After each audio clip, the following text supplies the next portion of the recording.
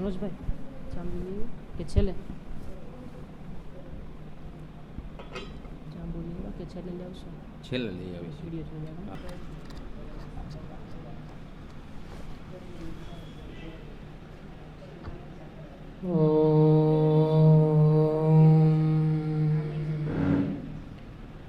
વર્ણિવેશરમણીય દર્શનમ મંદહાસરુચિરાનનાંબુજમ પૂજિतं સુરનરોત્તમેર્મૃદા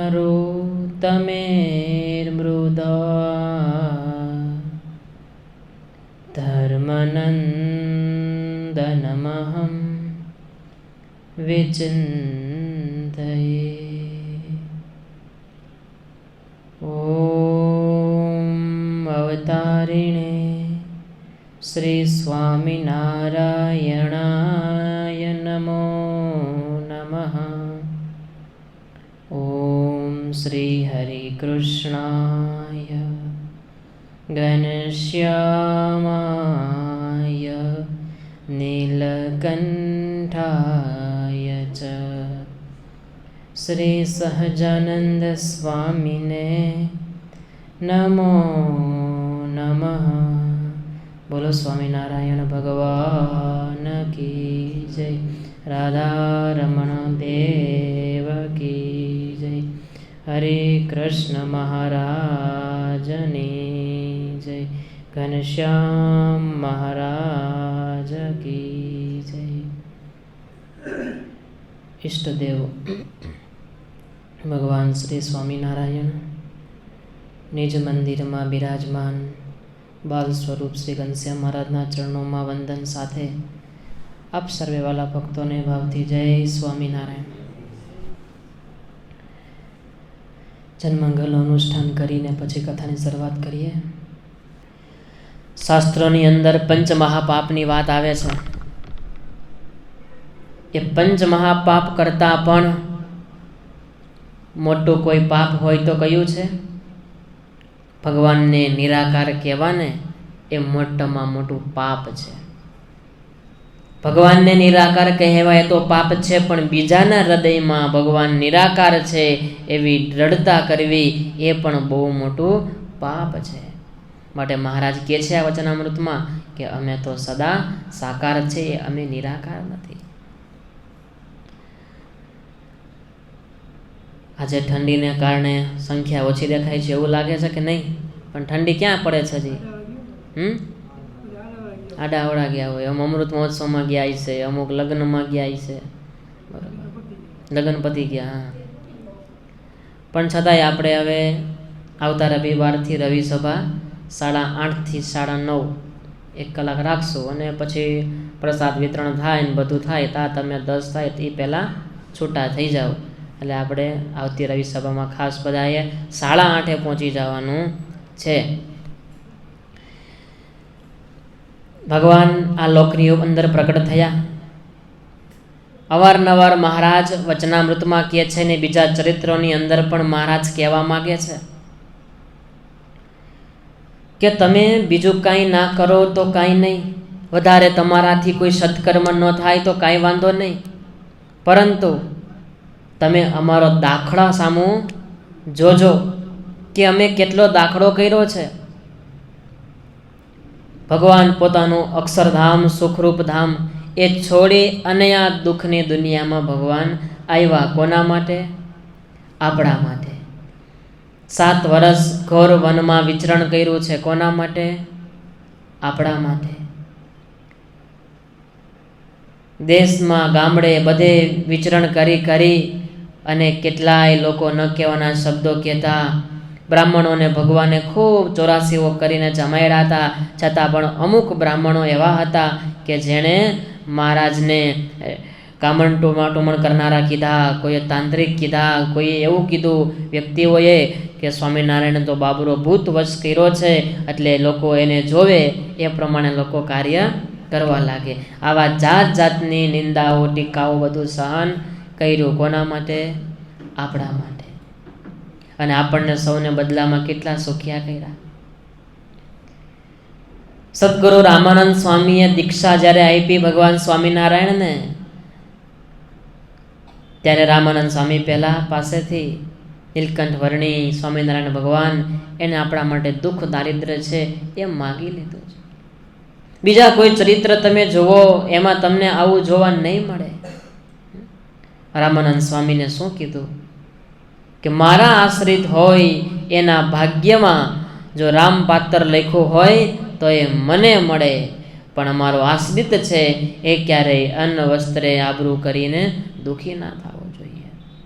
અને મારા આશ્રિતને અંતકાળે એક વિચ્છીનું દુઃખ થવાનું હોય તો મારા એક એક રૂવાડે કોટી કોટી વિચ્છીનું દુઃખ થાય, પણ મારો આશ્રિત છે એને દેહ છોડતા સમયે લેશ માત્ર દુઃખ ન થવું જોઈએ. અને ત્યારે રામાનંદ સ્વામીએ તથાસ્તુ કહી અને આશીર્વાદ દીધા. એ આશીર્વાદનું ફળ આજે આપણે સમાજમાં જોઈએ છીએ. ભગવાને કેટલા ભક્તોને સુખી કર્યા છે. પણ ભગવાને સુખી તો કર્યા છે, પણ છતાં પણ થોડી ઘણી કંઈ કસર હોય ને તો એમાં ભગવાનનો દોષ નથી, એ તો આપણી કસરે કરી અને આપણને દુઃખ રહે છે. બાકી જો આપણે સંપૂર્ણ ભગવાનના થઈએ, ભગવાનની મરજી પ્રમાણે રહેતા થઈએ તો પછી લેશ માત્ર પણ દુઃખ રહે નહીં. એટલે મહારાજ કહે છે કે તમે અમારા દાખલા સામું જોજો. બહુ અદ્ભુત પ્રસંગ કાર્યાણીનો મને યાદ આવે છે કે કાર્યાણીની અંદર મહારાજ બિરાજમાન હતા. બહુ મોટો ઉત્સવ કર્યો છે. પત્રિકાઓ લખી, કાગળો લખી, હરિભક્તોને તેડાવ્યા છે. મયારામ ભટ્ટને પત્રો આપ્યા છે, કીધું છે કે જાઓ તમે સંતોને બોલાવતા આવો. ભટ્ટજી પત્ર લઈ અને સંતોને તેડવા માટે ગયા છે. હરિભક્તોને પત્રો આપતા જાય. સંતો વચ્ચે ક્યાંય કંઈ ગામડામાં આડા આવે તો સંતોને પણ આમંત્રણ આપતા જાય કે લ્યો સંતો, મહારાજ કાર્યાણીમાં તમને બોલાવે છે. બહુ સુંદર મજાના મોટા ઉત્સવનું આયોજન કર્યું હતું. ઉત્સવની તિથિ આવતા ગામડે ગામડેથી ટોળા વળીને હરિભક્તો આવે છે. કાર્યાણી બધા પહોંચ્યા છે. ધામધૂમથી ઉત્સવ શરૂ થયો છે. ખૂબ બધા ભક્તોએ મહારાજના દર્શન કર્યા ભાવથી. નંદ સંતોની કથા વાર્તા સાંભળી. મુક્તાનંદ સ્વામી, બ્રહ્માનંદ સ્વામી, પ્રેમાનંદ સ્વામી આદિક સંતો પાસેથી કીર્તનનો લાભ લીધો. 6, 7, 8, 9, 10 દિવસ જેટલા દિવસો જે ભક્તો રહેતા હતા, ખૂબ બધાએ આનંદ ઉત્સવ કર્યો છે. વ્યવહાર, ધંધા, કામ બધું ભૂલી અને ઉત્સવમાં તદ્રુપ બન્યા છે બધા. જ્યારે ઉત્સવ પૂરો થયો ત્યારે બધા ભક્તો ભગવાન પાસેથી વિદાય લેતા હતા. મહારાજ પાસે આવે. ગામના બધા આવ્યા હોય એ બધાના ગામના લોકો આવે મહારાજ પાસે અને પછી કહે કે સારું પ્રભુ, બહુ ઉત્સવમાં આનંદ આવ્યો, બહુ મજા આવી, હવે અમે પાછા અમારે ગામ જઈએ છીએ. અને પછી એ સંઘને જે કાંઈ પણ કહેવાનું હોય મહારાજ એમને કહે. કોઈની સ્વરૂપ નિષ્ઠામાં ખામી હોય તો મહારાજ એમ કે ભાઈ તમે સ્વરૂપ નિષ્ઠા છે વધારજો. કોઈથી ભજન ભક્તિ ન થતા હોય તો એ સંઘને એમ કે ભાઈ તમે થોડુંક ભજન ભક્તિ કરતા જઈજો. ટૂંકમાં જેવા દર્દી હોય એ પ્રકારની દવા મહારાજ છે એ આપે અને સંઘને વિદાય કરે. એમાં એક સંઘ મહારાજ પાસે વિદાય લેવા માટે આવે છે અને મહારાજને કહે છે કે મહારાજ, હવે અમે જઈએ છીએ અમારા ગામ. બહુ સરસ ઉત્સવમાં બહુ તમારા દર્શનનો લાભ મળ્યો, સેવાનો લાભ મળ્યો. અમે જઈએ છીએ, તમે કૃપા દ્રષ્ટિ રાખજો અમારી ઉપર. મહારાજ કે સારું, તમે પણ કૃપા દ્રષ્ટિ રાખજો અમારી ઉપર.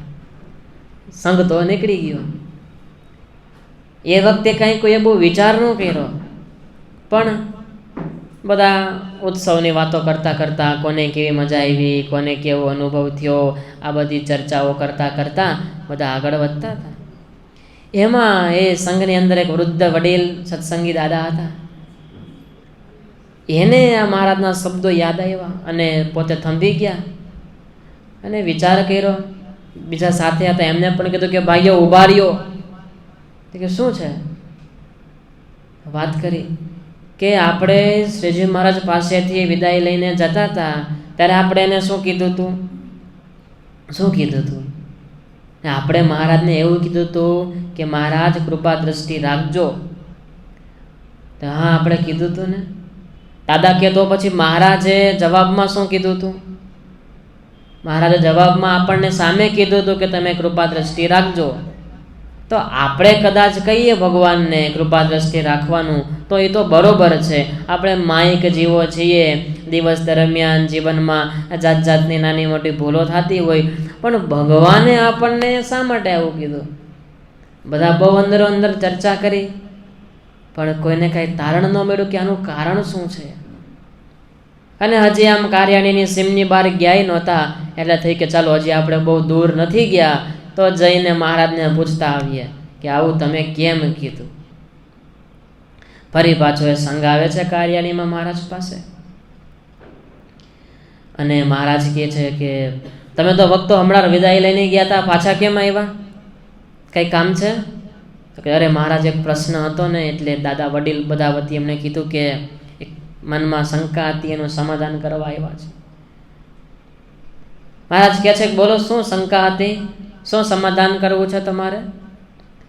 મહારાજ, અમે તમને કીધું કે કૃપા દ્રષ્ટિ રાખજો, એ તો બરોબર છે, પણ તમે પણ અમને સામે કીધું કે તમે બધા કૃપા દ્રષ્ટિ રાખજો, એનું શું કારણ છે? તમે અમને આવું શા માટે કીધું? તમે તો પૂર્ણ પુરુષોત્તમ નારાયણ છો, તમારે અમને આવું કહેવાની શું જરૂર હતી? અરે મહારાજ થોડી વાર તો મર્મમાં હસ્યા, અને પછી કીધું કે એની પાછળ બહુ મોટો ગંભીર અર્થ છે. મહારાજ કહે છે કે અમે તમને એવું કહેવા માંગીએ છીએ કે તમે મહેરબાની કરી અને ઉત્સવને યાદ રાખજો. ઉત્સવમાં જે કાંઈ પણ ચરિત્રો તમને સંતોએ કીધા, જે કાંઈ પણ તમે લીલાઓ જોઈ, એ બધું યાદ રાખજો, અને અમારા દાખલા સામું જોઈજો, એટલે અમે માનશું કે તમે અમારી ઉપર કૃપા દ્રષ્ટિ કરી. તમે આ બધું યાદ રાખજો અંતકાળે, તો તમારો ભાવ છે એ સુધરશે. એટલે મહારાજે, એટલે વળી પાછો એ સંઘ છે ત્યાંથી તો પછી વિદાય લે છે. પણ શ્રીજી મહારાજે ન કેવલ એ કાર્યાણીના સંઘને કીધું હતું, પરંતુ આપણને સૌને પણ મહારાજે એ સંઘને નિમિત્ત બનાવીને કીધું કે અમારા ચરિત્રો, અમારી દિવ્ય ગાથાઓ, અમે તમારા માટે જે દાખલો કર્યો છે એ બધું તમે યાદ રાખજો. અને એટલે પ્રથમના 3જા વચનામૃતમાં કીધું કે અંતે જો કાંઈ યાદ આવે ને તો એને ભગવાનના ધામની પ્રાપ્તિ થાય. બ્રહ્માનંદ સ્વામીનું પેટ યાદ આવ્યું હતું પેલા નાના બાળકને. નાનું બાળક હતું, સ્વામીને પાણી પાયું, સ્વામી રાજી થયા. સ્વામી કહે બોલ શું જોઈ છે? છોકરો તો શું માગે, પણ સ્વામીને એમ થયું કે આનું કલ્યાણ તો મારે ગમે તેમ કરીને કરવું છે. હા, એટલે સ્વામી કહે નાની ઉંમર છે, બીજું તો જ્ઞાન તો શું યાદ રહે. સ્વામી કે તને મારું નામ યાદ રહેશે? તો કે શું નામ તમારું? કે બ્રહ્માનંદ સ્વામી. કે હા, તો બહુ અઘરું નામ છે, કારણ કે જોડિયા શબ્દ એ વખતે, તો કે આ તો ભૂલાઈ જશે મને. તો કે કાંઈ વાંધો ને, ખાલી તારે મારું પેટ છે ને યાદ રાખવાનું, કે મોટા પેટવાળા સ્વામી આવ્યા હતા અને મેં એને પાણી પાયું હતું, એટલું યાદ તારે રાખવાનું. અને એ છોકરાએ એટલું યાદ રાખ્યું. અંતકાળ આવ્યો, સત્સંગના સાહિત્ય એમ કહે છે કે અંતકાળે બ્રહ્માનંદ સ્વામી મહારાજને લઈને એને તેડવા માટે આવ્યા હતા. ગુણાતીતાનંદ સ્વામીનો પ્રસંગ પણ એવો જ છે, લીલાખા ગામનો.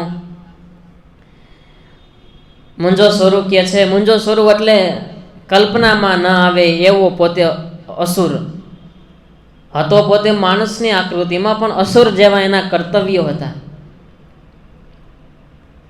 દિવસના બધે નિરીક્ષણ કરી આવે કે ક્યાંથી શું મારે ઉપાડવાનું છે, એ બધું દિવસના માર્કિંગ કરી લે.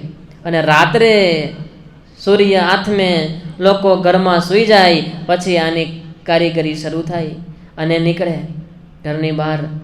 જેના ઘરની પાસે જે કાંઈ વસ્તુ, કોઈના ગાડાના મોટા પૈડા હોય તો એ ઉપાડી લે, કોઈની કાંઈ વસ્તુઓ બહાર પડી હોય એ ઉપાડી લે, અને છેલ્લે બાકી એ તો બધું લેતા લે, સાથે સાથે કોઈના મોટા વાળા હોય ને એમાં પડી, અને એક સાથે સત્સંગના શાસ્ત્રો એમ લખે છે કે પશુ પક્ષીને રાખવાના મોટા વાઘ હોય એની અંદર પડી, અને નાના નાના બકરાના બચ્ચા હોય એ તો કાંઈ ઘરમાં ન રખાય, એને તો વાઘમાં રાખ્યા હોય, તો 2 બચ્ચાને 2 હાથમાં દબાવે, 2 બચ્ચા હોય બકરાના એના કાન પકડે અને એક બચ્ચાનો કાન દાંત વચ્ચે પકડી અને પોતે છલાંગ લગાવી અને એ વાઘ છે કૂદી અને જતો રહીએ.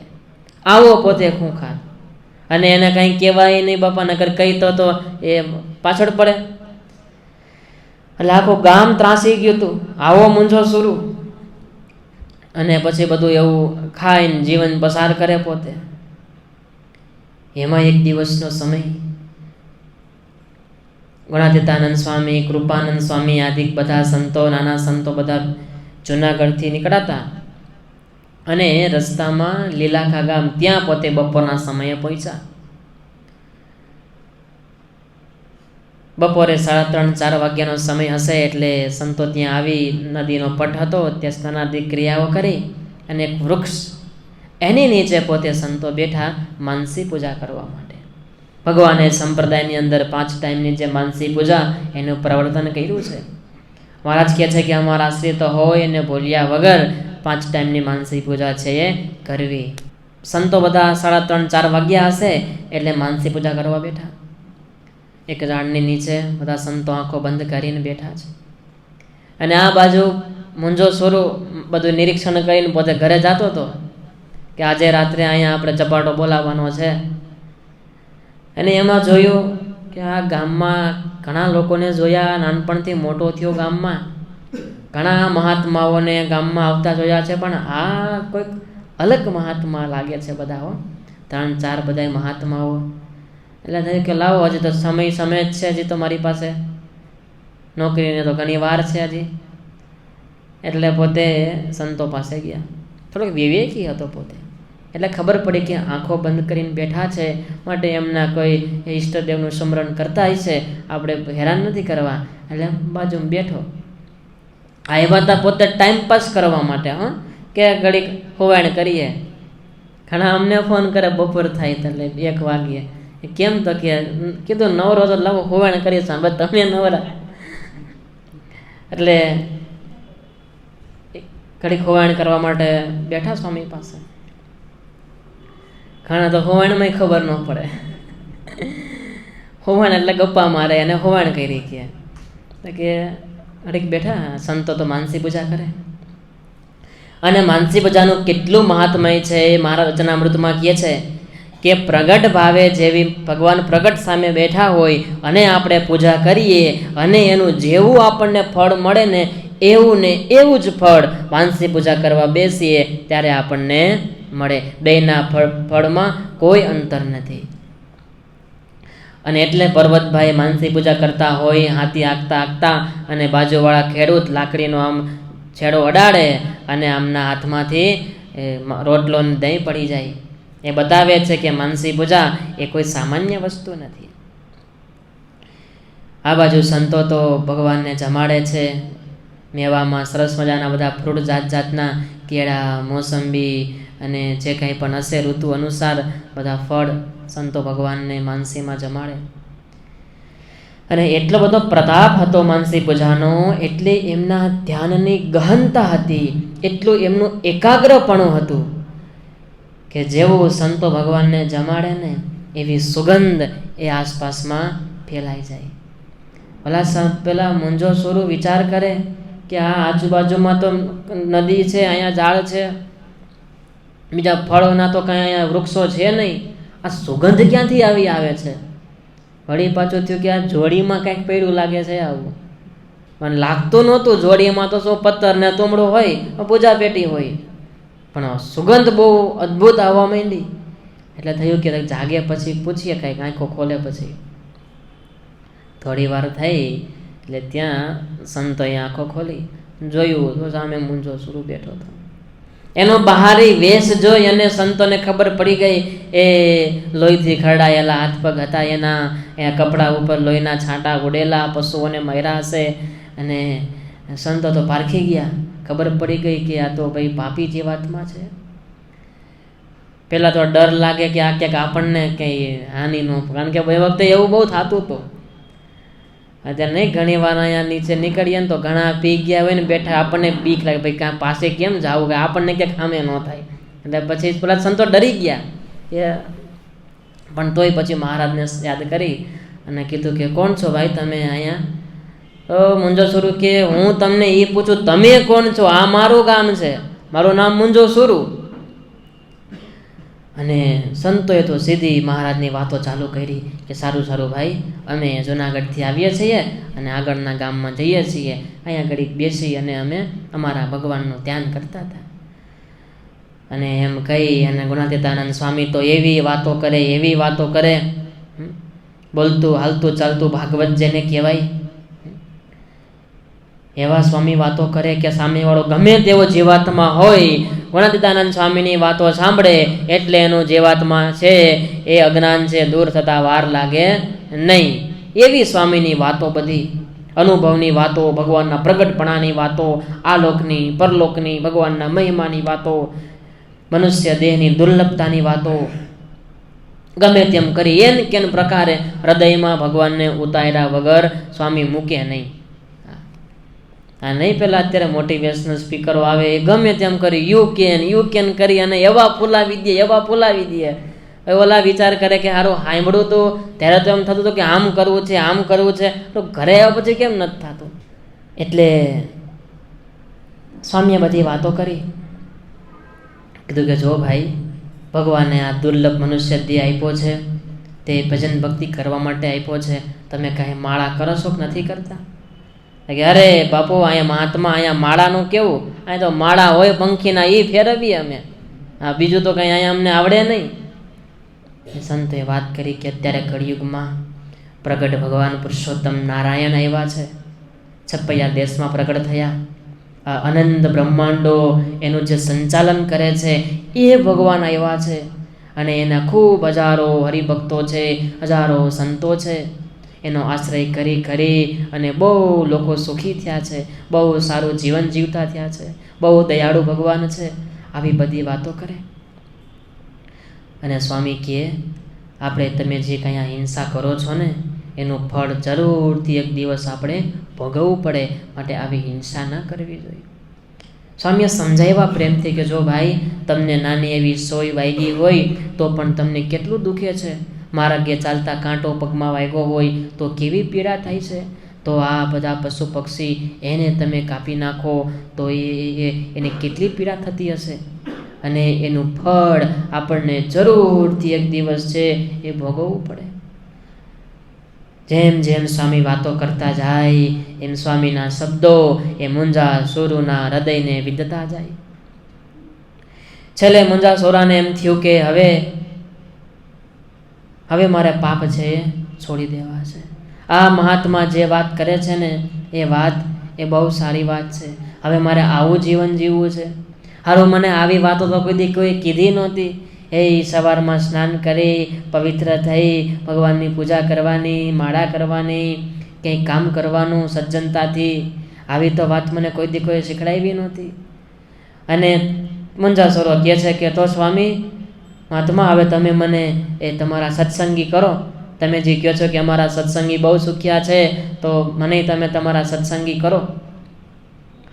ગુણાતીતાનંદ સ્વામી કહેતા, એમાં શું વાર, લાલ સત્સંગી કરું. તે તુમડું હતું એ લઈ અને મુંજાસુરુના હાથ ઉપર એ હાથમાં પાણી આપી, જોડીમાં કંઠી હતી એ કંઠી પહેરાવી અને જે પાણી હતું એ ત્યાં પથ્થર ઉપર કીધું કે કાળ માયા પાપ કરવા મંત્ર બોલી અને કે હવે તમે પાણી છોડી દો. અને ઇતિહાસ કહે છે કે મુંજાસુરુએ જેવો પથ્થર ઉપર પાણી છોડ્યું કે પથ્થર છે એના ફાડા થઈ ગયા. એટલું પાપ એની અંદર સમાયેલું હતું.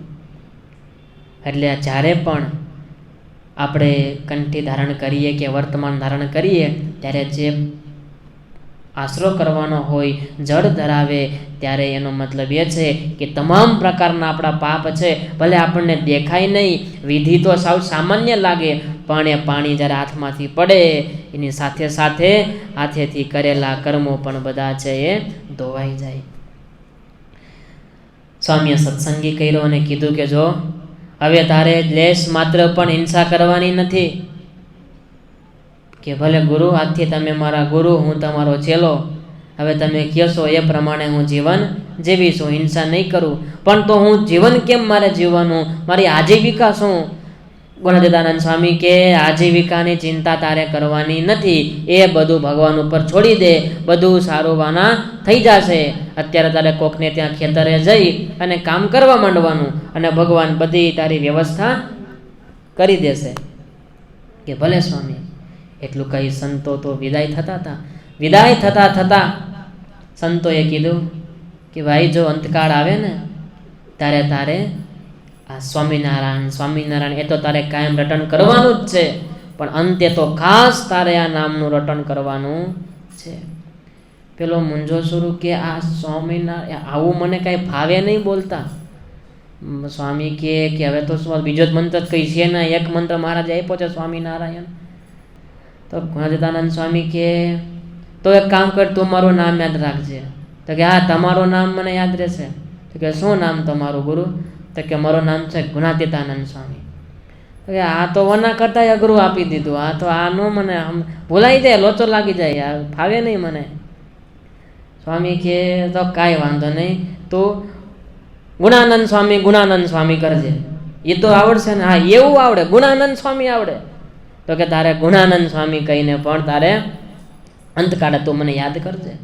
અને ત્યારે ઇતિહાસ કહે છે કે અંતકાળે જ્યારે એ મુંજાસુરોનો જ્યારે દેહ છૂટવાનો સમય આવે છે ત્યારે સ્વામીનું નામ તો અલગ હતું, પણ છતાંય બસ સ્વામીની મૂર્તિ યાદ હતી.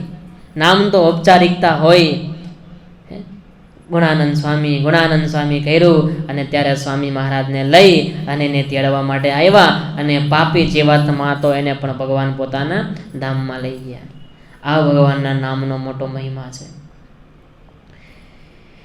એટલે મહારાજ કહે છે કે બીજું કાંઈ કશું કરો કે ના કરો, પણ અમારો ઉત્સવ છે, અમારા સમયાઓ છે, અમારા ચરિત્રો છે, અમારા નામ સ્મરણ છે, એ અંતે યાદ આવશે ને તો પણ તમારો પવનો ફેરો છે એ પાર ઉતરી જશે. આપણે વાત કરતા હતા ગયા વખતે મયારામ ભટ્ટની, માણાવદરના મયારામ ભટ્ટ. કઈ સેવા મયારામ ભટ્ટને સોંપવામાં આવી હતી? ચાલો બધા હતા ને ગયા વખતે. કઈ સેવા આપી હતી મહારાજે એમને? પત્ર વ્યવહારની સેવા આપી હતી. જ્યાં પણ પત્ર પહોંચાડવાના હોય એ કામ મયારામ ભટ્ટનું. બીજી કઈ સેવા સોંપી હતી? મહારાજના કોઠારી બનાવ્યા હતા. જૂના કોઠારીને કંઈક પેલો પ્રોબ્લેમ થયો એટલે પછી મહારાજ કહે તો હવે અમારા નવા કોઠારી છે એ આ મયારામ ભટ્ટ રહેશે. આવી રીતે પછી બંને કામ પોતે કરતા. એ મયારામ ભટ્ટ જ્ઞાતિએ બ્રાહ્મણ, મૂળ રામાનંદ સ્વામીના શિષ્ય હતા, પણ જ્યારથી મુક્તાનંદ સ્વામીએ શ્રીજી મહારાજને સર્વોપરી માની લીધા ત્યારથી વિના સંકોચે કોઈ પણ જાતનો મનમાં સંશય રાખ્યા વિના મયારામ ભટ્ટે પણ માની લીધું કે બસ આ સહજાનંદ સ્વામી છે એ સર્વોપરી પુરુષોત્તમ નારાયણ છે.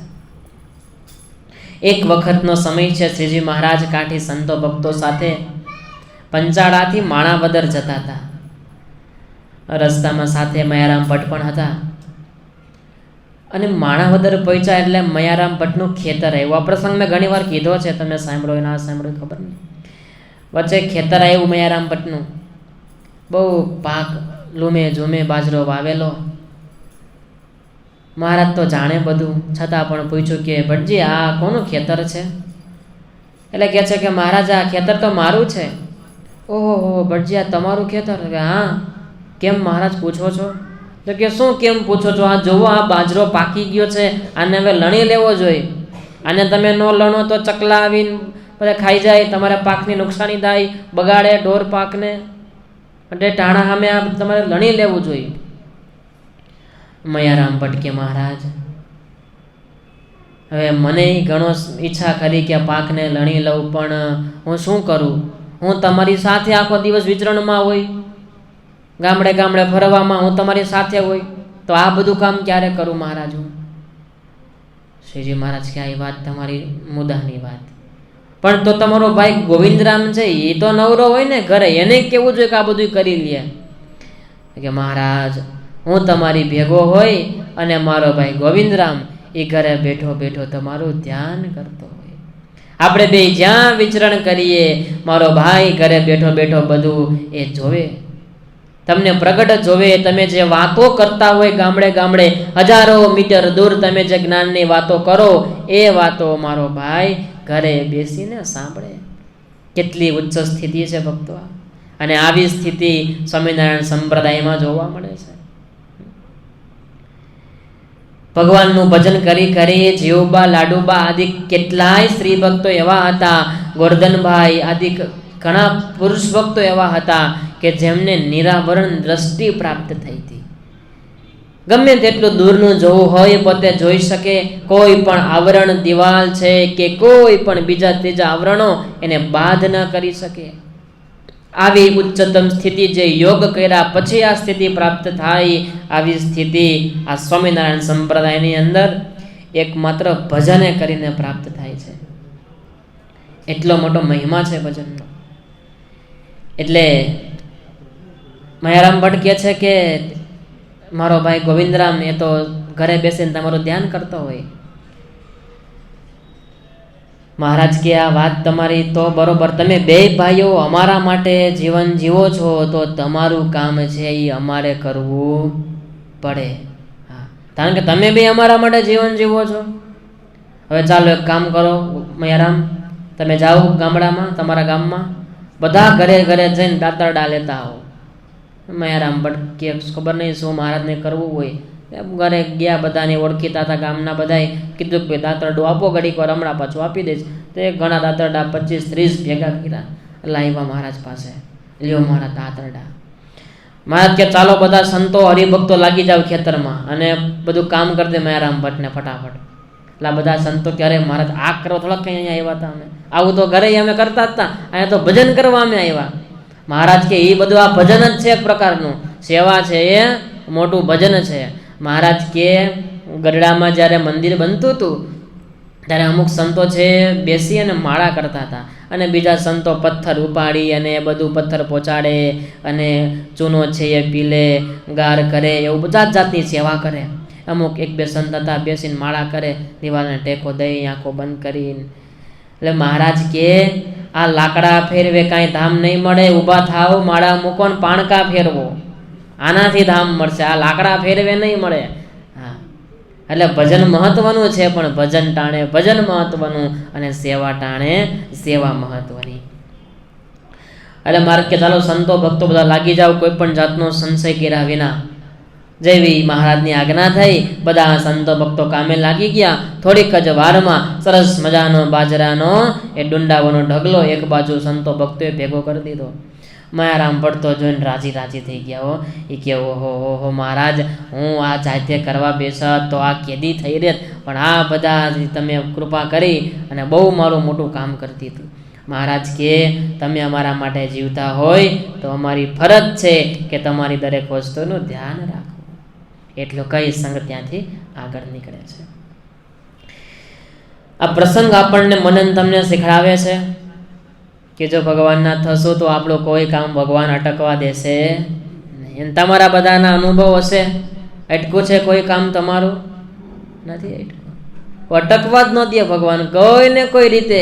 તમારી જો નિષ્ઠા સાચી હોય, તમારામાં જો ભગવાન પ્રત્યેનો બરોબર સમર્પણ ભાવ હોય અને ભગવાનને રાજી કરવાનું તાન રહેતું હોય તો આપણા કામ ભગવાન અટકવા દે નહીં. અને છતાંય જો કોઈ કામ અટકતું હોય તો એમાં પછી ભગવાનનો સંકેત હોય, એ સંકેતને આપણે સમજી શકતા ન હોઈએ એ વસ્તુ અલગ છે. પણ આપણા હિતનું હોય તો ભગવાન ક્યારેય આપણને એનાથી દૂર ન રાખે.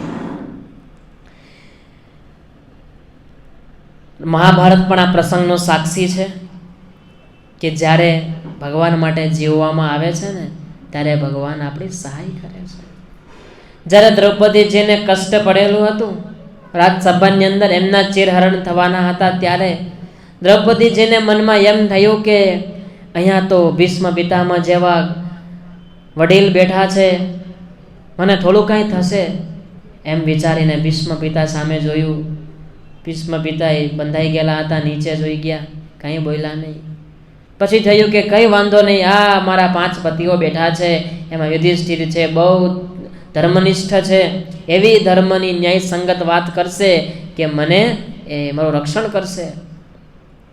યુધિષ્ઠિર રાજા સામે જોયું, યુધિષ્ઠિર રાજા નીચે જોઈ ગયા.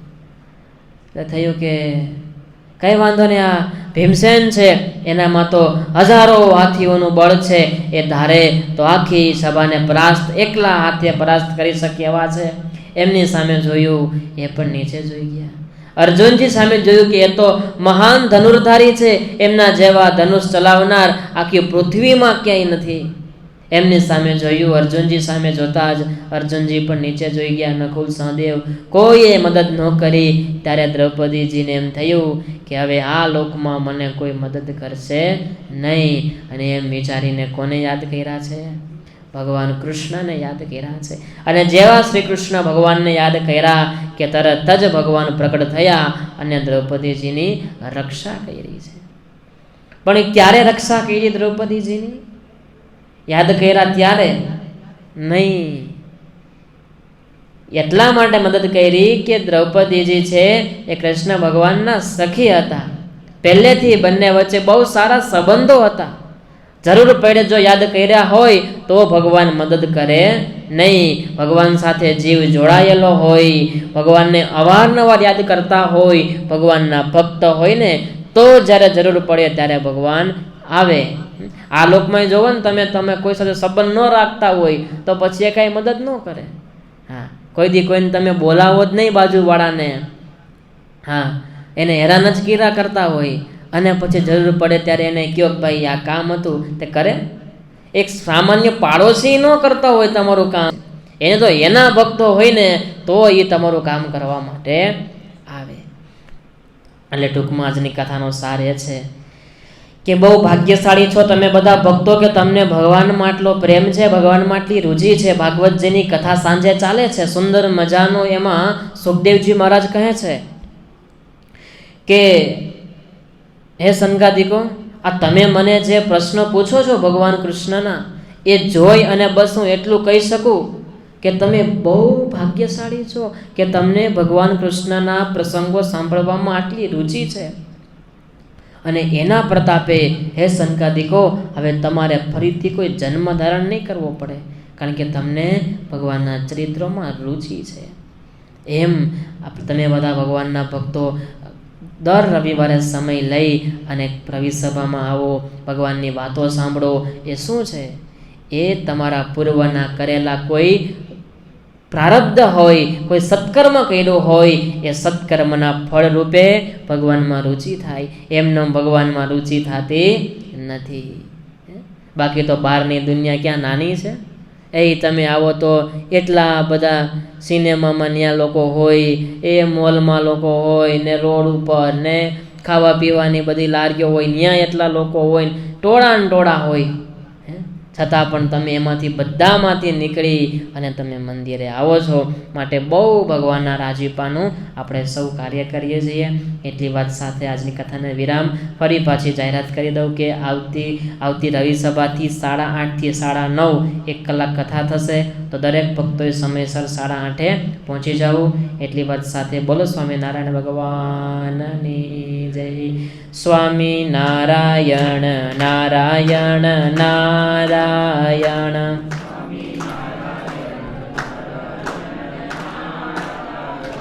સ્વામિનારાયણ નારાયણ નારાયણ.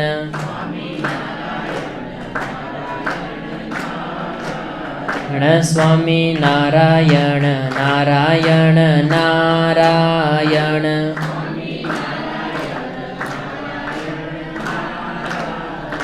સ્વામિનારાયણ સ્વામિનારાયણ.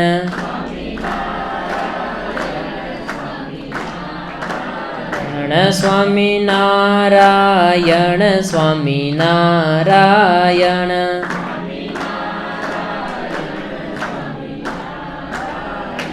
સ્વામિનારાયણ નારાયણ નારાયણ.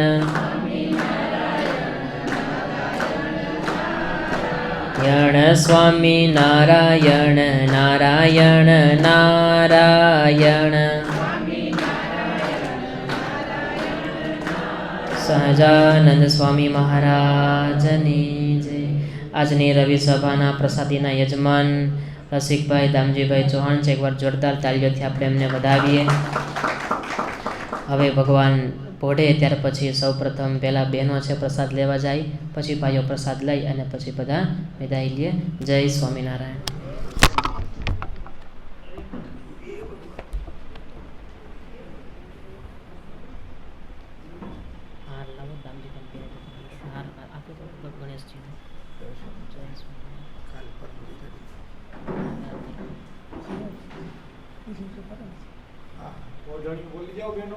લાવ દાદા.